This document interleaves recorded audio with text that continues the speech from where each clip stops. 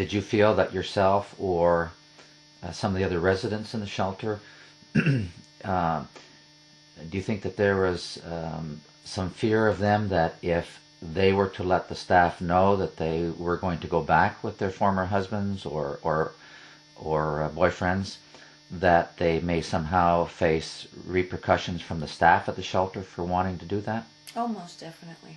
Most definitely. I was told at the time I wasn't sure that my marriage was over. And I was told by the staff, well, definitely. They put down men. I was confused, I was distraught, and I did not get the help there, and nor did I see many other people getting the help there that was supposedly being offered and was required of the residents.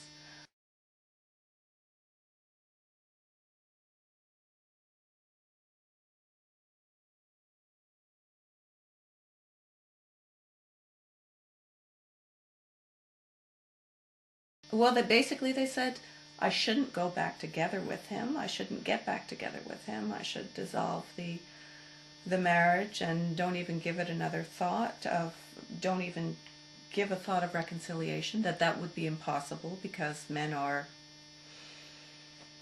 oh, they used quite inflammatory comments about how useless men are.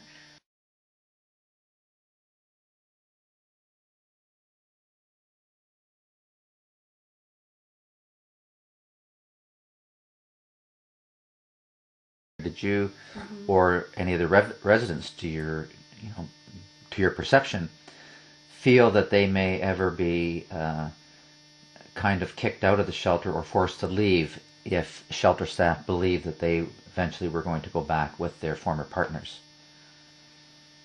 Was it ever to Yes. that point? Yeah, the people there felt very threatened. They felt that a lot of the treatment they were getting by the staff was as abusive, if not more so, than with their abusive partners.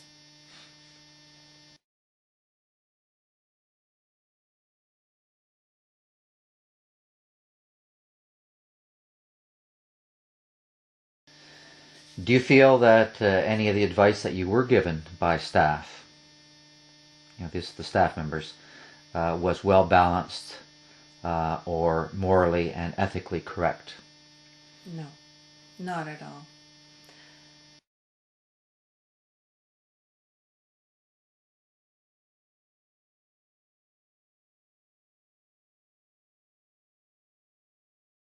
I didn't realize at the time, but it became quite obvious that they were lesbians and they were coming on to me and making sexual advances towards me, and that men should be stricken from the picture totally.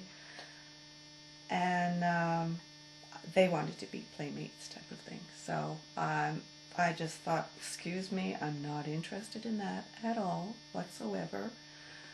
Um, and then at the time was the least uh, appropriate time where I would even consider anything like that. What were your observations of how the women who operated the shelter? What was their their opinion of men? How do you think they felt about men based on what you've seen them, the way they talked and acted? They were diametrically opposed to men. Most of them were um, radical lesbians. Um, I wasn't the only one that had sexual overtures and approaches, and they were just so dead set against men, that men are the enemy, that they're not going to change, and this is half of the human race we're talking about. That just totally went against my grain.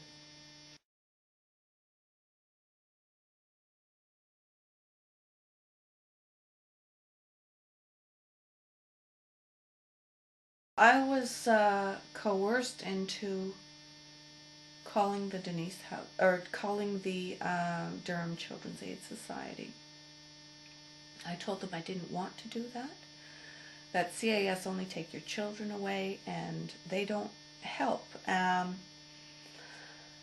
And basically, the Denise House staff said, well, you as a resident have to be the first um, person to contact them. We can't contact them on your behalf, but they will help you expedite the legal process of ensuring that you keep your child. They'll help get. I was trying to get counseling for my child at the time, and they said that that contacting CAS would indeed help expedite that process. I Yeah. said, no, that's not my understanding. CAS, just take your children away. I do not want to call them. I refuse.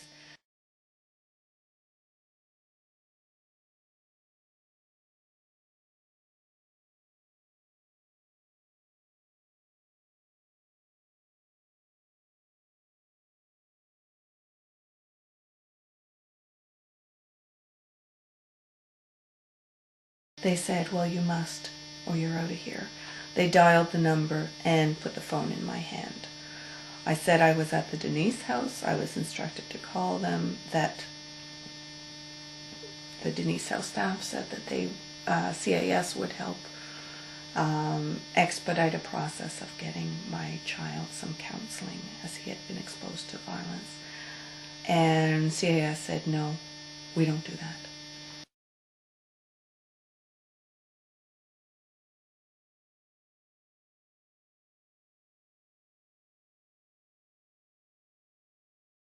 But then the next day, the Denise House staff indeed did call CAS and had them and the police come and meet with me, interrogate me. If I was to use the term, did you feel that you were being threatened, that you had to call, that you were being I threatened? had no choice. I was definitely threatened, and they said that I would be not allowed to stay there if I didn't. If I didn't comply with their request. And then they said that I had initiated the phone call, which was not true.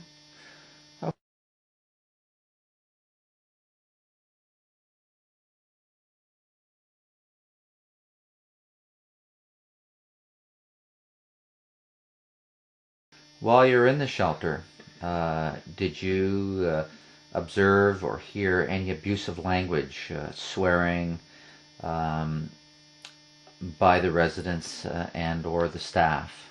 In other words, swearing and that seemed to be kind of a common thing in there. It was quite prevalent. Most of understandably by the residents, most of whom were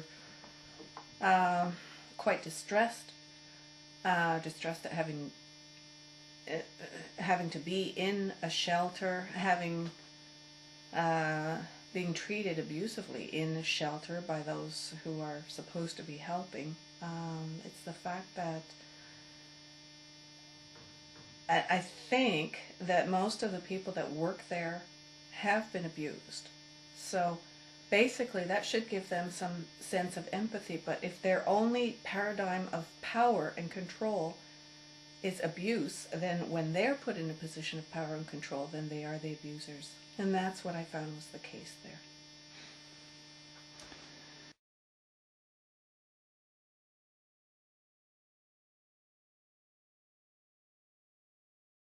Since when some of this abusive language and swearing was going on, were children exposed to this? Yes, yes.